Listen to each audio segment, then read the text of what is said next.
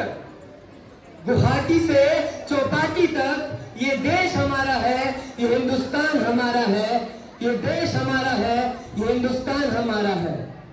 सुप्रभात आदरणीय प्रबंधक महोदय जी, प्रधानाचार्य जी, सभी शिक्षक वृंद एवं मेरे प्रिय सहपाठियों, आज 78वें स्वतंत्रता दिवस पर कैंटरबरी के इस मंच से आप सभी को नमन, साथ साथ हिंदुस्तान की उस 140 करोड़ की आवाम को भी नमन जिसने मिलकर इसे एक राष्ट्र का रूप दिया है। साथियों, आज बड़े ही गर्व से मैं ये कहना चाहता हूं कि मोदी सरकार ने तीसरी बार सत्ता में आकर न केवल भारत का बल्कि पूरी दुनिया को राहत दी है। माननीय प्रधानमंत्री जी ने देश को आर्थिक मोर्चे पर आगे बढ़ाने के लिए बहुत काम किया है। उम्मीद जताई जा रही है कि आने वाले समय में भारत दुनिया में तीसरी सबसे बड़ी आर्थिक शक्ति बन जाएगा। साथियों, गर्व से सीना चौड़ा हो जाता है यह जानकर कि रशिया के most honourable citizen award order of saint Andrew the apostle से राष्ट्रपति पुतिन द्वारा हमारे देश के माननीय प्रधानमंत्री जी को नवाजा गया है। और ये सम्मान महज प्रधानमंत्री जी का नहीं बल्कि हम 140 करोड़ भारतवासियों का भी है। सरकार की नई योजनाओं में रूफटॉप सोलराइजेशन और मध्यम वर्गीय परिवारों के लिए सर्वाइकल कैंसर टीकाकरण भी है। फाइनेंशियल ईयर 2023-24 में भारत की जीडीपी 8.2 के दर से बढ़ी और कोविड-19 के बाद से भारत की अर्थव्यवस्था काफी अच्छी चल रही है। साथियों, भारत की जनसंख्या नंबर 1 पर आ गई है और यही कारण है कि हमारे संसाधन कम कर रहे हैं।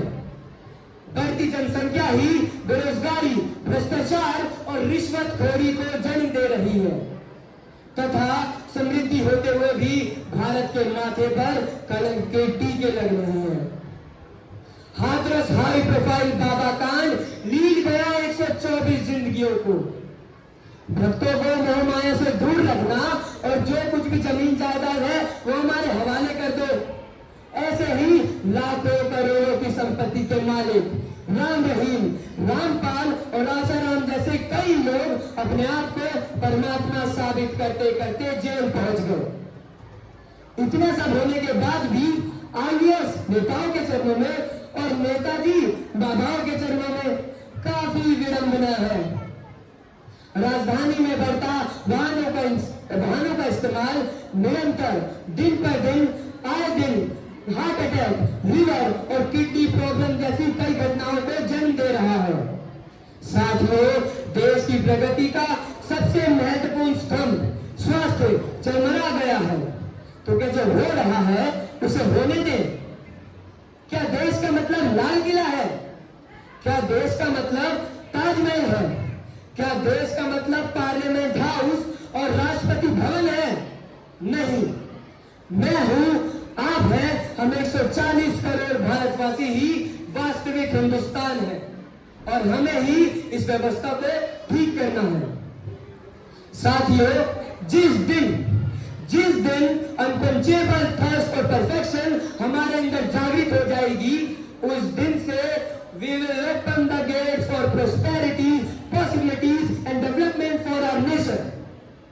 साथियों, यह याद रखना कि यदि हमें विकसित भारत का लक्ष्य हासिल करना है तो हमारे देश में शिक्षा, स्वास्थ्य, न्यायपालिका और कार्यपालिका चारों स्तंभों का बेहतर ढंग से कार्य करना अत्यंत आवश्यक है।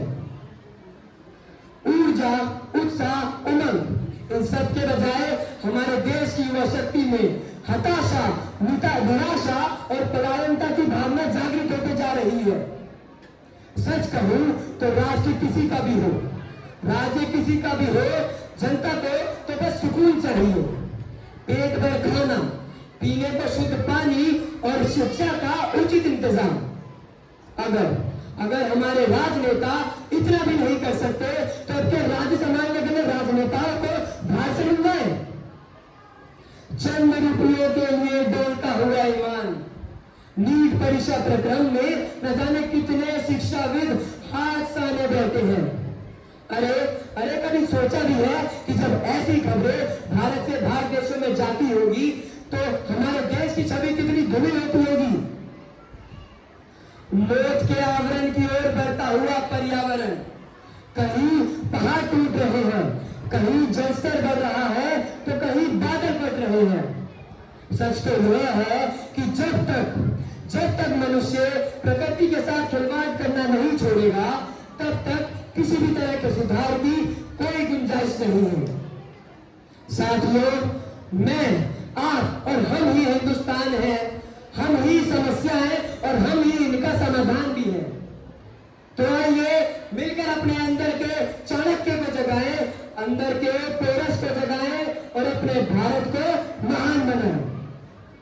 अतः अंत में मैं अपनी वाणी को विराम देते हुए कुछ पंक्तियां कहना चाहूंगा कि चोटी वाला चाणक्य जागे, चोटी वाला चाणक्य जागे, पेरिस का पुरुष महान जगे, सेल्यूकस को कसने वाला चंद्रगुप्त बलवान जगे, खप्पर वाली काली जागे, जागे दुर्गा बरबंडा, और रक्त बीज का रक्त चाटने वाली जागे चामुंडा, रक्त बीज का रक्त चाटने वाली जागे चामुंडा।